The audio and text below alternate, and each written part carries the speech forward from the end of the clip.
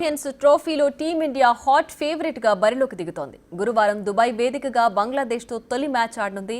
ఇప్పటికే దుబాయ్ చేరుకున్న భారత ప్లేయర్లు కసరత్తులు మొదలుపెట్టారు. 2017 చేజారిన కప్పును ఈసారి ఎలాగైనా చేజిక్కించుకోవాలని పట్టుదలతో ఉన్నారు. ఈ క్రమంలో కొన్ని ప్రశ్నలు లేవనెత్తుతున్నాయి.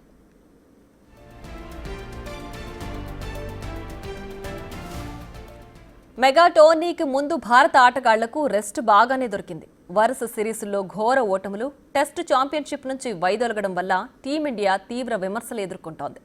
అయితే ఇంగ్లాండ్తో జరిగిన 3 మ్యాచ్ల వన్డే సిరీస్ క్లీన్ స్వీప్తో గెలవడం జట్టుకు కాస్త ఊరటనిచ్చే విషయమే. ఆటగాళ్లలో ఆత్మవిశ్వాసం నింపడానికి ఈ సిరీస్ సరిపోయింది. అయితే ఇప్పుడున్న ప్రశ్నల్లా ఈ సన్నద్ధత సరిపోతుందా? జట్టు నిండా నిలకడలేని ఆటగాళ్లతో ఉన్న భారత్ కప్పు గెలుస్తుందా అనే సందేహాలే వెలువడుతున్నాయి.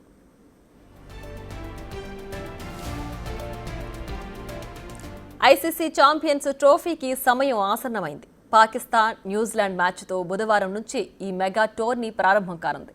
ఈసారి ఒక్క మ్యాచ్లో ఫలితం తారుమారైనా సెమీస్ అవకాశాలు మూసుకుపోతాయి. టైటిల్ రేస్లో నిలిచే టీంలకు ఎవరు షాకిస్తారనేది ఇప్పుడు అందరిలోనూ ఆసక్తి రేపుతోంది.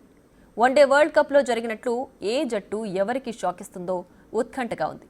దీంతో ఈసారి గ్రూప్ స్టేజ్ను దాటడం ప్రతి జట్టుకు సవాలే.